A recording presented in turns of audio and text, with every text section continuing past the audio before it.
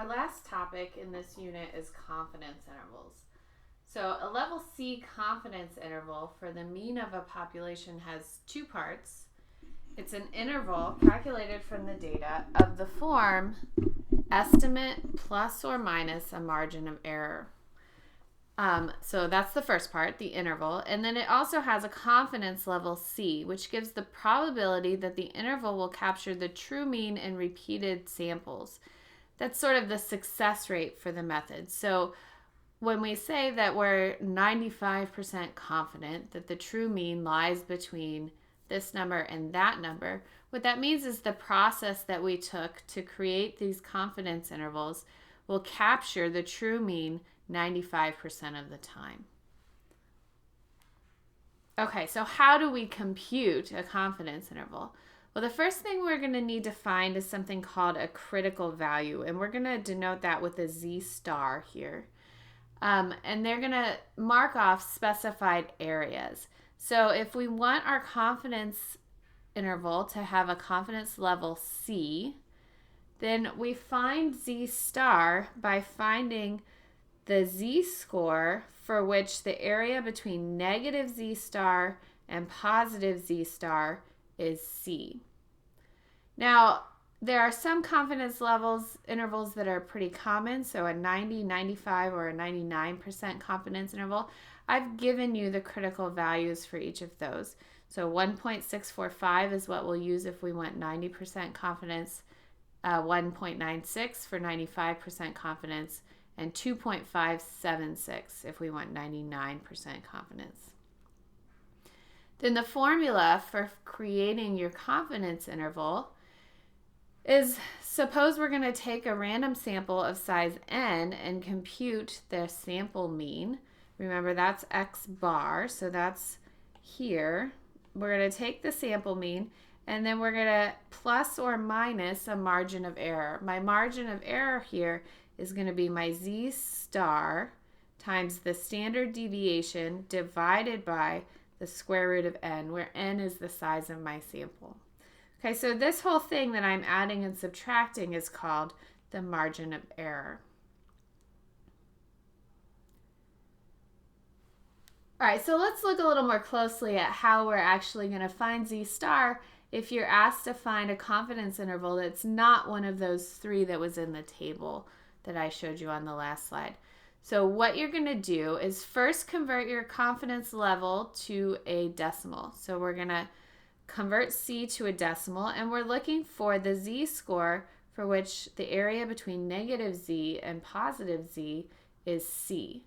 Well, what that really means is that I want the area between 0 and Z to be C divided by 2. Okay, so I'm going to take C divided by 2 and look in the table for an area closest to that. And then just like we did last time, we'll scroll out to the left and up to determine the Z-score that corresponds to that area. So let's try an example. So I want to find the critical value Z star for an 82% confidence interval. So my first step is to convert 82% to a decimal, so that's 0.82, and then divide by 2. So I have 0.41. I'm going to look for the area of 0.41 in the table. So we're going to go to the table. Now remember, areas are these numbers inside the table. Your Z-scores are determined by the first row and column. So I'm looking inside the table for a number close to 0.41. And if I just eyeball it, I can see I'm getting close to 0.4. Here, this is awfully close to 0.41, and this is past 0.41. I'm going to decide which one is closer. In this case, it's going to be the 0.4099. And then I'm going to scroll out and up to determine the Z-score that corresponds to this area. It's 1.34. So I had an area of 0.4099 that corresponded to a Z-score of 1.34. So that's going to be my critical value that I'll plug into my formula for a confidence interval. Now, what about for 0.67? So if I want a 67% confidence interval, the first thing I want to do is divide that confidence level by 2. That gives me 0.335. And now I'm going to, that's an area, right? I'm going to go to the table and find the z-score with area closest to 0.335. All right, so again, I'm looking inside the table. Here I've got 0.321. So let me scroll. I've got 0.334, 3365. So 0.335 is between each of these, and it's between each of these, and 0.3340 is the closest, right? So this is the area we're going to use, and we're going to look out and over. This says that the z-score that corresponds to it is 0.97. 0.97. So my z-star is 0.97 for a 67% confidence interval. Now 67 is pretty low. In actuality, we wouldn't want such a low confidence level. All right, so let's try doing a full example where we actually compute a confidence interval. So here I've got a sample of students that took a chemistry exam, and I've got their scores. And we know that the distribution is approximately normal with standard deviation 4.8. Here are the 10 scores of the students, and I want to find a 95% confidence interval for the mean score of all students taking the exam. All right, so the first thing you should do is identify the information that's useful here. So I'm going to need the standard deviation. I need the confidence level. I need to know how many. There are 10 students. That's my N. And I need to know the sample mean. So my formula, remember, is X bar plus or minus Z star over sigma times sigma over the square root of N. How can I find the sample mean? Well, I have my observations here. I just need to find the mean, right? So I'm going to take X bar is the sum of all of these. So 75 plus 83 plus 92, 71, and so on.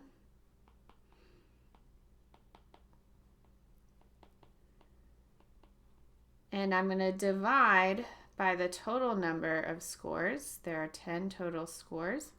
And that's going to give me 79.3. So there's my X bar. I've already said I know sigma. That's given to me in the problem. Sigma is 4.8. I know N, also given to me in the problem. N is 10. So the last thing I need is Z star, and that comes from my confidence level. So I'm 95% confident.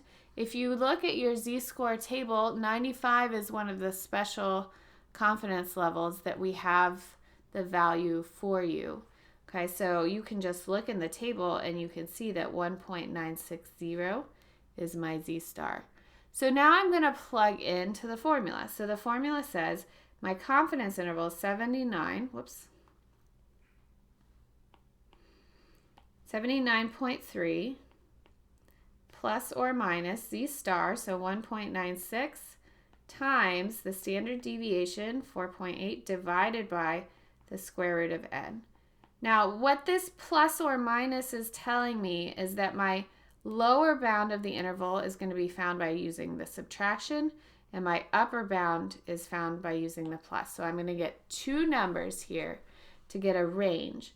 So this is 79.3 minus 1.96 times 4.8 divided by the square root of 10 to 79.3 plus 1.96 times 4.8 divided by the square root of 10.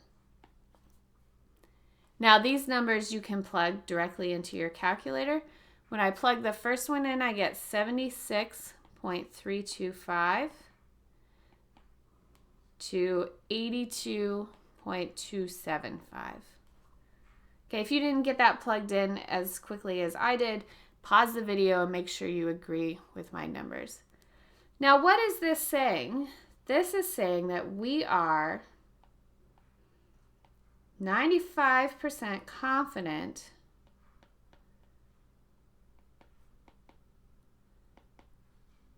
that the true mean score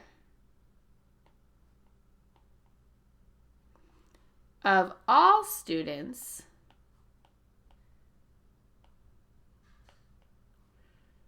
taking this exam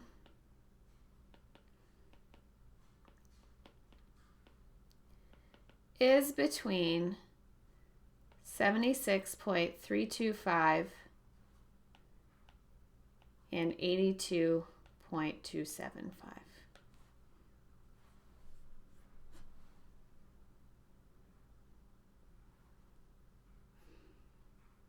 Let's try another example. The scores on a test are normally distributed with a standard deviation of sigma equals 5.2. A simple random sample of 25 students has an average score of 78 on the exam. Estimate the mean score for all students on the exam using a 99% confidence interval. What is the margin of error for your interval? All right, so I suggest that you pause the video and try this on your own first and then come back and see if you get the same answer as me. The first thing I'm going to do is highlight the information that's important. So we need the standard deviation. We need to know how many students, so 25 is my N. And this is telling me what? They had an average score of 78. This is my X bar, my sample mean, right? I want to use a 99% confidence interval, and that's going to tell me how to determine Z star. I'm going to look in the table and see that for a 99% confidence interval, Z star is 2.576. All right, so I'm going to start by writing down the formula, X bar plus or minus Z star times sigma over the square root of N, and let's take note of what we know. So I've already written Z star here. We know N is 25. We know the sample mean is 78. So in this case, we didn't even have to compute it. It was just given to us. And we know the standard deviation is 5.2. So I can plug all of this into my formula. I get 78 plus or minus 2.576 times 5.2 divided by the square root of 25. Now remember that plus or minus is telling me I'm going to get two different numbers.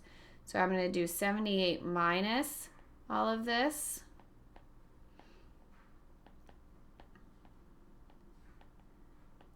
To 78 plus all of this. 2.576 times 5.2 divided by 25, square root of 25. Now you can plug this directly into your calculator. What I get is 75.3 to 1 to 80.679. Okay, so what can I say? I can say we are 99% confident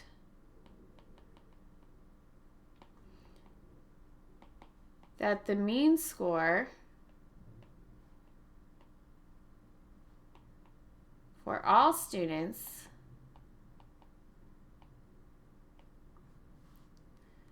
taking this exam